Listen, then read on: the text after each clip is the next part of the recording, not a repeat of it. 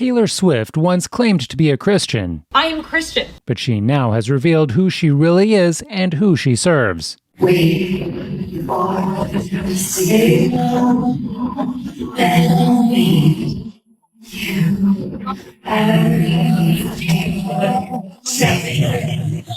You gonna say we can't? We're gonna act how we want, love who we want, be who we want, say what we want. And some are actually calling this song an equality anthem because of the following lyrics. Let me read them. Quote, "And you can want who you want, boys and girls and girls." Regrettably, Taylor has transitioned from a young, innocent, quote-unquote Christian girl who was passionate about making music to a fully fledged artist who openly promotes witchcraft in her songs. But if you see this journey of Taylor over time, her music has become more and more explicit and has really, for lack of a better term, taken a darker turn. And I think there's a lot of, especially girls between the age of 13 and 35 in the church that is engaging with it on a large scale. And now even moms introducing their young daughters to Taylor. And so I think we just need to be very aware and very careful of what we're exposing our kids to and how we're even engaging with things and being entertained by things that are really anti what we say we believe. The devil uses Taylor to lead millions of her followers on the destructive path. And one fan, when I was reading some of the comments under one of the Willow videos, she states, quote, "We are not Swifties now, we are witches." A BC family couldn't have imagined it in their wildest dreams, but somehow they manifested tickets. Flashing all the way home. A Langley mom and her daughters, Chloe and Cadence, are massive Taylor Swift fans, but they struck out when tickets went on sale. So they tried everything, including manifesting the tickets, lighting candles, making a shrine of crystals, friendship bracelets, and other Swiftie memorabilia. I will get Taylor Swift tickets. And they're, of course, praying. They got their hands there. This is the occult. These girls practice witchcraft so that they go see their worldwide famous witch. That's exactly what they did. For Christians who follow Taylor Swift and listen to her songs, watch this and hear Taylor openly admit she manifests a witchcraft spirit, and then ask yourself whether this is someone you want to influence you. I say witchy, and I stand by that. It felt like somebody standing over a potion, making a love potion, dreaming up the person that they want and the person they desire and trying to figure out how to get that person in their life. And all the kind of misdirection and bait and switch and complexity that goes into seeing someone, feeling a connection, wanting them, and trying to make them a part of your life. It's tactical at times. It's confusing at times. Totally. It's up to fate. It's magical. It's called manifestation. That's how human beings actually make sense of it. We're manifesting, but it's something else. It's something else. By exposing yourself to such influences, you are opening the door to demonic forces that can take over your life. 1 John chapter 2, verse 15, "Do not love the world, nor the things in the world. If anyone loves the world, the love of the Father is not in him. For all that is in the world, the lust of the flesh and the lust of the eyes and the boastful pride of life is not from the Father, but is from the world. The world is passing away and also its lust, but the one who does the will of God lives forever." You live between two worlds in a sense. You are not of this world, but you are in this world. And the work of the Holy Spirit inside of you makes you contrary to this world and makes the world contrary to you.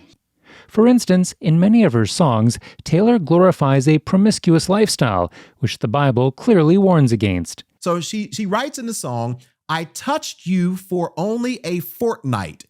I touched you, but I touched you." So already you see that she's using some very sensual, sexual language. And as parents, I want you to ask yourself, do you want this type of music to be influencing your children, specifically your daughters and your sons as well? She does not like those who speak the truth about one of the most essential roles of a mother, raising a family. Taylor Swift, some sort of fake entertainer, gets out there and denounces the guy as a Neanderthal and as evil because he suggests that having children may be more rewarding than your stupid career. Because I think it is you, the women, who have had the most diabolical lies told to you. She's like, as you grow older, you might want to like have kids. Some of you may go on to lead successful careers in the world, but I would venture to guess that the majority of you are most excited about your marriage and the children you will bring into this world. What is that impulse? Like, why would you be mad at someone for encouraging young people to have children? Like, that's very weird to me.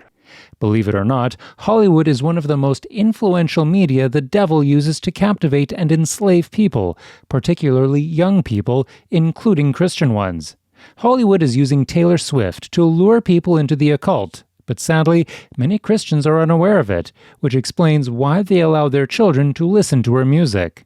I just think about the power that those kind of supernatural, dark witchcraft stories have over impressionable teen girls. And I really think it can have a foothold in their lives spiritually.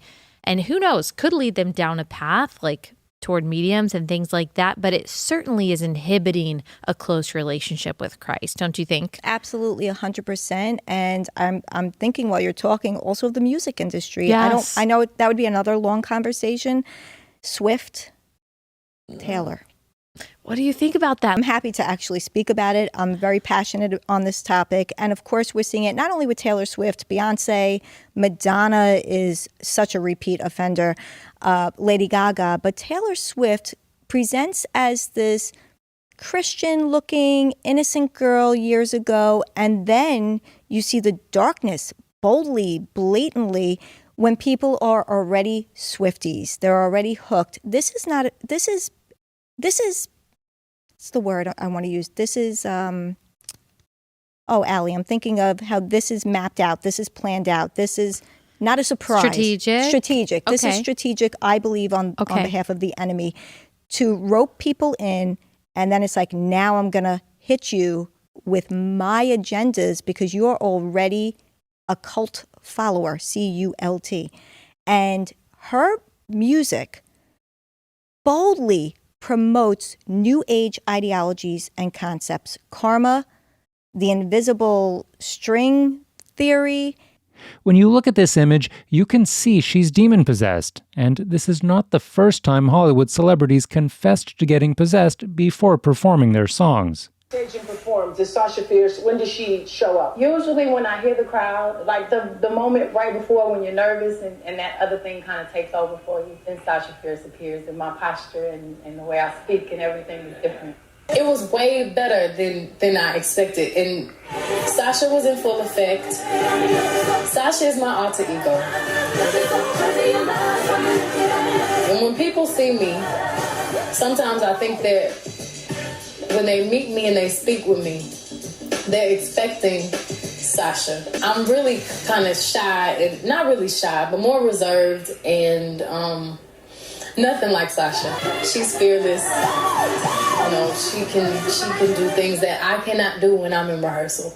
I mean, I can try, but then it just doesn't happen. And I remember right before I performed, I raised my hands up, and it was kind of the first time I felt something else come into me, and I knew that was going to be my coming out night. For Christians, it is unacceptable to subject themselves or their children to movies or songs that glorify Satan or promote sensuality, witchcraft, and violence. Secular music can be demonic because some artists have an evil agenda. Some artists are hiding it, but this one is unashamed and she keeps on releasing demonic music. This music is meant to spread fear, and it's also meant to spread evil, and it's also meant to cause nightmares. This music is pure evil from hell. This is Sam Smith before the fame and now after the fame. Have a look at how he turned out and how he got to glorify what is evil. This is Doja Cat before the fame and now after the fame. She recently released very demonic music videos. This is Lil Uzi Vert before the fame and now after the fame. Lil Uzi Vert is even known for coming out publicly to his fans during a concert, telling them that he is taking them to hell. Stop listening to their music or any music that sounds like it. Unfortunately, several of Taylor Swift's songs fall into these categories. And she highlights that she was a functioning alcoholic. She says, I was a functioning alcoholic till nobody noticed my new aesthetic. And so apparently this affair that she had with a married man, which we're going to see in just a moment, was so devastating whenever it ended emotionally for her that it sent her to a place where she turned to alcohol. But you're the reason. See, you're the reason why I had to turn into alcohol. So she had an affair with a married man who was a neighbor. And because they can't have the affair anymore, basically they turned to just being kind of cordial, but they both kind of knew what they were doing or knew what they had done for that 2-week fortnight, right? Now notice what she says next. Your wife waters flowers. I want to kill her. Wow. No matter how anyone tries to justify this, it is inexcusable for Christians to fill their minds with songs that glamorize sexual immorality and promote evil. What you feed grows. If you feed your spirit with sinful and lustful desires, you will be overcome by them. Sadly, everything around you would start to change for the worse. And that's why the Bible warns us in 2 Corinthians 6 verse 17 to come out from among them, and be ye separate, saith the Lord, and touch not the unclean thing, and I will receive you. Moreover, those who sow to please their fleshly desires shall reap destruction, but those who sow to the Spirit shall of the Spirit reap life everlasting. This is kind of weird. Ice Spice is up there. She's wearing, and I had this talk with Mike, she's wearing an upside down cross. Check this out. She's flashing the devil horns, that what she was doing was rock gestures. You guys tell me, by the way, besides wearing the upside down cross in Balenciaga, tell me if this is a rock and roll thing or this is the horns of the devil. Go show that. Show that. Like, look at, she knows the camera's on her. That's giving shout out to the evil. That's evil. Look at, and Taylor's, what a role model. She's drinking. John Mayer had a girl. I forgot who this girl was, but she does the Baphomet sign, which is evil, and then she gets caught and looks at John Legend and she's like, I'm sorry. Look at this. Look at this video. Look at it. She throws up the sign. That's an evil sign right here. Look. Boom. And then she goes, whoops. Oh. She's like, I'm sorry. Look, I'm sorry I threw up the satanic signs. Because, by the way, and let's be honest, the music industry, as we've heard from a bunch of artists, is evil. Music puts a spell on you. By the way, have you seen the Taylor Swift concerts, Tom? People are crying. Women are crying at them like their whole family just passed away. And we've been warned. Prince warned us. Michael Jackson warned us. Why are you still out here? Well, it goes back to the destiny thing. I made a bargain with it, a long time ago, and I'm holding up my end. What was your bargain? To get where I am now. Should I ask who you made the bargain with? with the chief commander. On this earth? And this earth, and then in the world we can't see.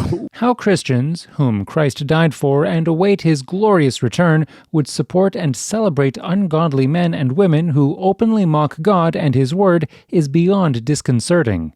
Sadly, these musicians, even the quote-unquote Christian ones, don't hide who they serve, yet some Christians enjoy the demonic songs and movies they produce.